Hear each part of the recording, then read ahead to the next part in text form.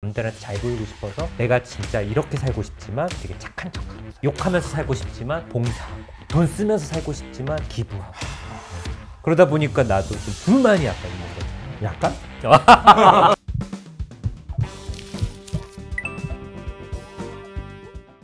안녕하세요. 멘탈 타타입니다. 타타입니다. 오늘 이 시간에는 제가 기질에 따라서 어떻게 쉬는 게 효과적인지에 대해서 설명을 좀 드리려고 합니다. 그것도 법이 있어요? 제가 만든 거예요. 아. 저희가 한번 이전에 이제 TCI 성격 분석에 대해서 했어요. 일단은 크게 4가지 기질이 있습니다. 자극 추구 성향, 그 다음은 위험 회피, 사회적인 연대, 이제 4번째가 인내심. 세현 쌤은 뭐 어느 쪽이에요? 저 인내심이 엄청 높게 나와요. 극단적으로 나오는데 자극추가 굉장히 높고 위험 회피가 거의 없고 그 다음에 사회적 연대감이 여기 좀 낮고 여기 불안해. 네. 그 인내력이 높고 그래서 자기가 그 위험 회피 낮은 거를 계속 조율을 해요. 그러니까 제가 무슨 질문을 하잖아요. 간단한 질문도 나중에 대답을 해주겠다 이렇게 얘기를 해서 스스로를 컨트롤하는 거고. 왜냐하면 너무 즉흥적으로 막 쫓을까봐 그러시는 것 같더라고요. 근데 일단 자극 추구 성향부터 얘기해 볼게요. 우리 구독자분들도 본인이 여기에 해당되시는 분들을 한번 난 어떻게 쉬어야 될까 한번 보시면 좋을 것 같아요. 이런 분들은 일단 새롭고 재밌고 변화를 추구하는 걸 좋아해요. 지치는 원인을 알아야 돼요. 그래야 그걸 해결할 수 있으니까. 그렇죠. 지치는 원인은 새로운 게 없어. 반복적이고 단조로우니 빠르게 좀 지치고. 그래요? 그렇죠.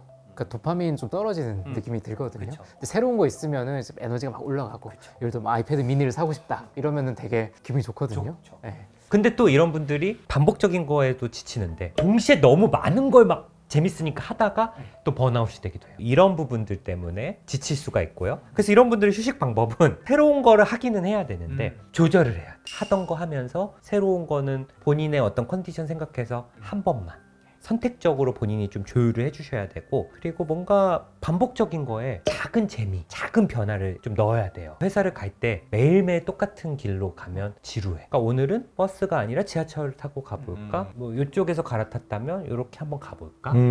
저는 그래서 카페를 갈 때도 좀 딴 데 한 번씩 가봐요. 새로 생긴 데 있으면 한 번씩 가보고, 또 약간 삶에 낙이 없는 것 같다. 그럼 전자기기 하나씩 검색을 해봅니다. 사실 보는 재미도 있거든요. 리뷰도 한번 보고 언제 사지 하면서. 이재병 선생님이 쇼핑 치료에서도 장바구니에 담는 것만으로도 효과가 있다고 그러셔가지고.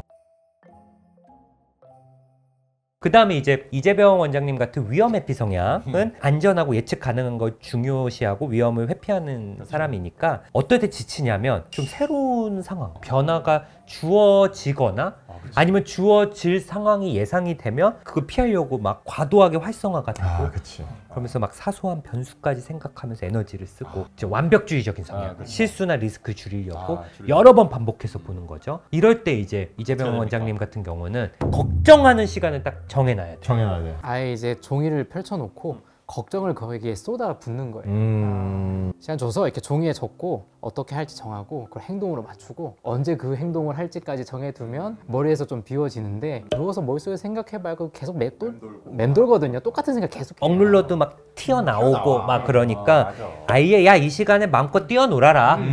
나머지 시간은 하지 말고 이렇게 하는 거죠. 억누르면 오히려 더 튀어나오니까 이재병 원장님 같은 경우는 오히려 여기는 루틴에서 변화해줘야 된다면 루틴이 중요해요. 루틴대로. 근데 위험 회피 성향이 꼭 높다고 루틴을 잘 지키는 건 아니에요. 사는 게 어렵다 보니까. 그래서 이런 분들은 오히려 안정감 있는 루틴, 익숙한 취미, 정해진 산책들을 보시면 좋고요. 작은 성공들을 좀 느끼면서 자신감도 좀 찾아보시는 거, 이런 거 좀 좋을 것 같고요. 그 다음 사회적 민감성. 저는 타인의 인정과 관계 유지를 중요하게 생각하다 보니까 이럴 때는 갈등 상황, 거절하는 상황에 대한 좀 스트레스가 에너지를 좀 많이 쓰고 남들의 평가에 좀 예민하게 반응하니까 남들한테 잘 보이고 싶어서 내가 진짜 이렇게 살고 싶지만 되게 착한 척하고 욕하면서 살고 싶지만 봉사하고, 돈 쓰면서 살고 싶지만 기부하고. 그러다 보니까 나도 좀 불만이 약간 있는 거죠. 약간? 그래서 이런 경우는 이게 좀 지금 어려운 것 같아. 혼자 있는 시간 확보. 불가능하지. 이제 뭐 끝났지 뭐. 혼자 있거나 아니면 정말 편한 사람. 가족들과 함께. 이주정 선생님 방금 말한 건 가족이 아니었던 것 같아요. 환자분들이 그 얘기할 때 있어요. 화장실에 있는 시간이 좀 제일 편하다. 화장실에서 좀 오래 보낸다. 결혼하신 분들 애가 있는 경우 아빠는 왜 이렇게 화장실 늦게 나와? 그분들은 나름 혼자만의 시간을 좀 확보하려고 하는구나. 변기랑 좀 슬프다. 그 어떤 분은 만화책방 되게 성공하신 분인데 되게 힘들 때는 한두 시간씩 만화 카페 가신다는 분도 있고 근데 그런 마음이 좀 그렇구나 이런 게 좀 느껴지더라고요. 혼자만의 시간 확보 그리고 연락 메신저는 알림을 끄기. 왜냐하면 답장도 빨리 해야 되고 일이 써 있는 걸 불편하거든요. 그걸 좀 안 보는 시간 그리고 인정평가와 상관없는 행동 혼자 즐기는 취미죠. 누구한테 인정받고 SNS에 올릴 만한 게 아니라 그냥 나 혼자서 뭐 책을 보거나 나 혼자서 뭐 뭘 하거나 이런 것들이 좀 필요할 것 같고요.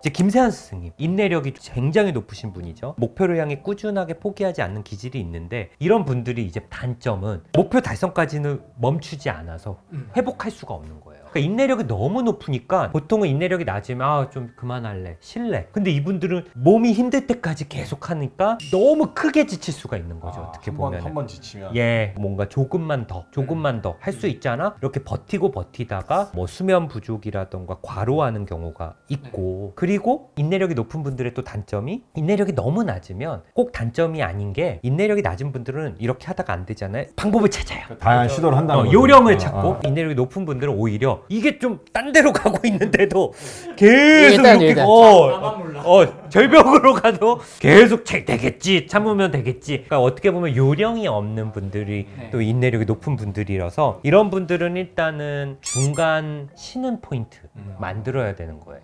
왜냐하면 인내력이 높은 분들은 중간에 쉰다고 스스로 휴식을 주는 게 납득이 안 되기 때문에 미리 그걸 만들어 두고 그때는 무조건 휴식하자 이렇게 하시는 게 좀 중요할 것 같고요. 오랜 인내에서 얻는 성취가 또 되게 즐겁거든요. 그 큰 성취를 얻기 위해서 또 인내력을 되게 하시는 분들도 있는데 성취나 어떤 목표와 무관한 취미를 갖는 거. 명상은 사실 수치화하기가 좀 어렵죠. 뭐 산책도 마찬가지고 좀 오히려 가벼운 취미 활동도 좀 좋지 않을까 싶기는 합니다. 만약에 시간이 한번 되면 MBTI별로 휴식 방법을 한번 제가 제가 한번 해볼까? 아니면 같이 4개씩 또 숙제 주는 거야? 그럼 목표를 무목적으로. 너는 인내심이 높진 않잖아. 위험회피 성향이 벌써부터 지금 고민하는 거 아니에요? 이거 벌써부터 조건을 정해놔. 걱정하는 시간은 지금 아니에요. 지금은 촬영하는 시간이니까 그 MBTI별로 만들어야 되는 거는 오늘 자기 전에 1시간 뒤에 준비하시면 될 것 같고 한번 저희가 또 다음 컨텐츠로 재밌게 또 인사를 드릴 테니 혹시라도 이 컨텐츠 재밌으셨으면 MBTI별로도 한번 저희가 좀 준비를 한번 해보겠습니다. 예, 감사합니다. 감사합니다.